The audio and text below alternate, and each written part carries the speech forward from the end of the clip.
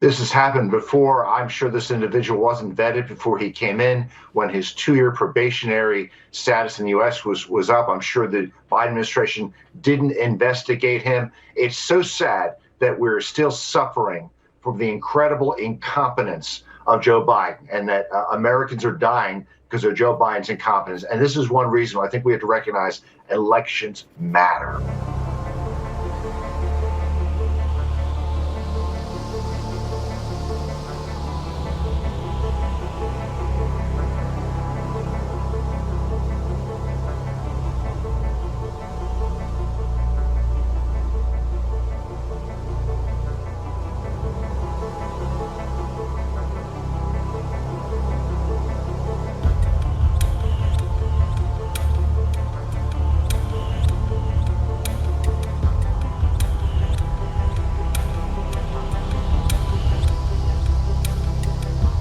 I must unfortunately tell you that just seconds before I went on, right now, I heard that Sarah Beckstrom of West Virginia, one of the guardsmen that we're talking about, highly respected, young, magnificent person, started service in June of 2023, outstanding in every way.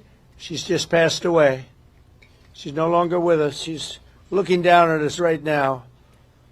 Her parents are with her. It's just happened. She was savagely attacked. She's dead. She's not with us. Incredible person. Outstanding in every single way, in every department. That's horrible.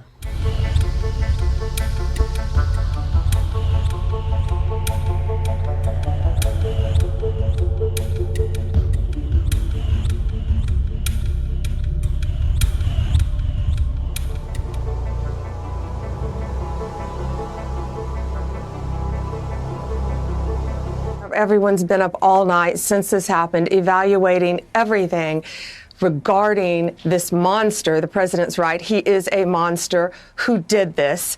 You know, we have looked at, Emily, failed policies of Biden, from auto-pinning violent felons being taken off death row to letting people into our country without proper vetting after the entire Afghanistan debacle. And it has been tremendously horrible for these young people's families who are going through this.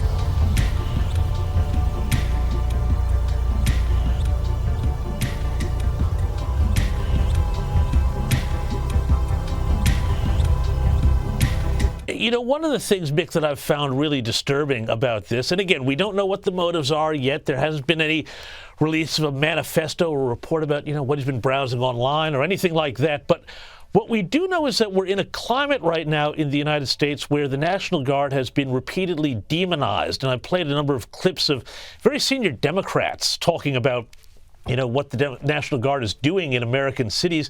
It seems like whatever motivated this, there is a broader issue here where the left is kind of playing with fire in terms of demonizing people who are serving the country and following the orders of Donald Trump.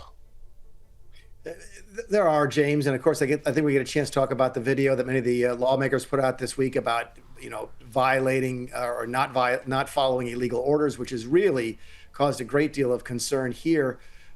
But again, you would think that of all the people that would be immune to that type of brainwashing, that type of messaging, that type of incitement, would be the people who are either with or near, you know, the armed forces to begin with. And that's what this guy was. I mean, he worked with our armed forces. So again, you're right. There's still a lot we're going to find out, but none of it's going to be good. It's going to have an absolutely chilling effect on legal immigration in this country, because this guy did come here legally. There's no question about that. I believe there's some reporting out now. Again, it's very early on that it was the Trump administration that approved his continued time in the country. That could turn out to be somewhat accurate. I don't know yet. Again, we're speculating, but none of it's good, James. None of it's good at all. And, you know, you mentioned that video here, and I'm glad you mentioned it because I've talked about this at the start of the program. Let me just play again a little bit more of this video. And people are calling these people the seditious six. But let's go back and have just another little look again at some of what that video had to say. Our laws are clear. You can refuse illegal orders. You can refuse illegal orders. Now, again, this idea where you have prominent Democrats and prominent former intelligence officials, which I think is interesting here, again saying you can refuse illegal orders, not an order that's come down that they're referring specifically to, but that they seem to be trying to separate the chain of command here. What do you think should happen to these people? Because I know Trump wants the FBI investigating them. I know Mark Kelly could be in some trouble here. What do you think?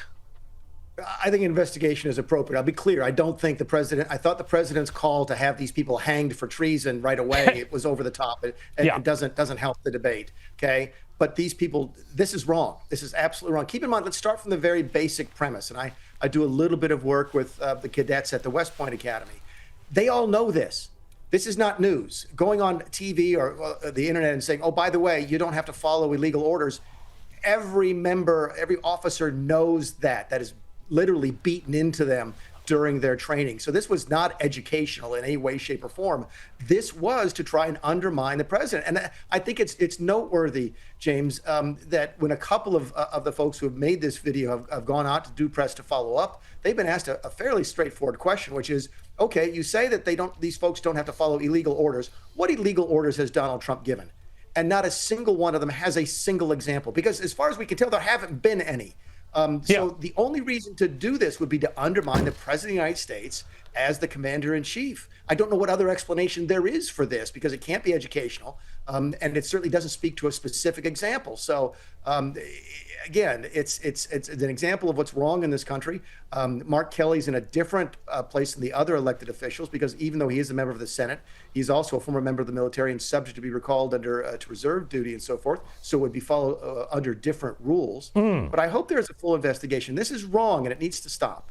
I agree completely, and I worry that this is going to lead down some very sinister avenues if it is not checked right now. But Mick, I also just want to ask about some other things going on right now. And this story has, I think, floated by a lot of people here.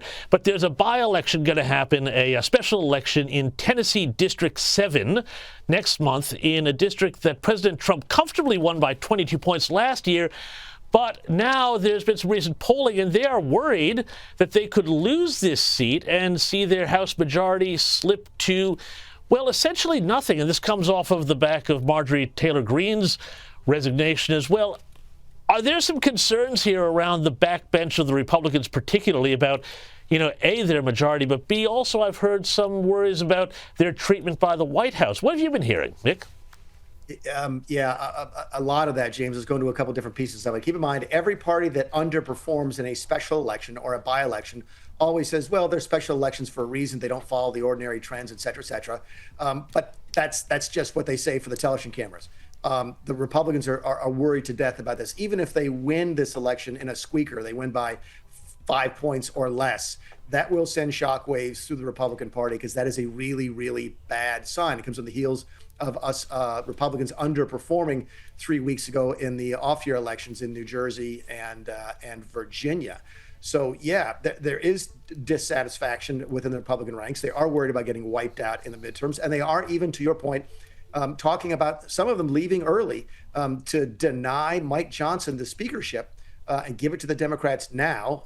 Under the theory, number one, it's inevitable at the midterms anyway, they think. And number two is a punishment for mistreatment by the leadership of the House and by the White House. That's a tough place to be. Listen, I've been a member of the House.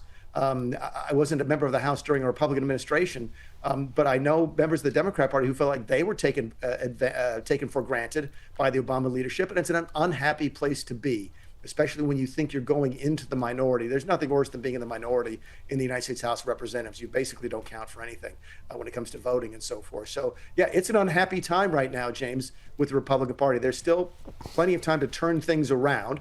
And, of course, a lot of President Trump's policies haven't sort of sunk in yet. A lot of things, one big, beautiful bill haven't kicked in. Deregulation hasn't kicked in. So there's still time. But I got to tell you that it's not a very happy Thanksgiving for a lot of Republicans right now.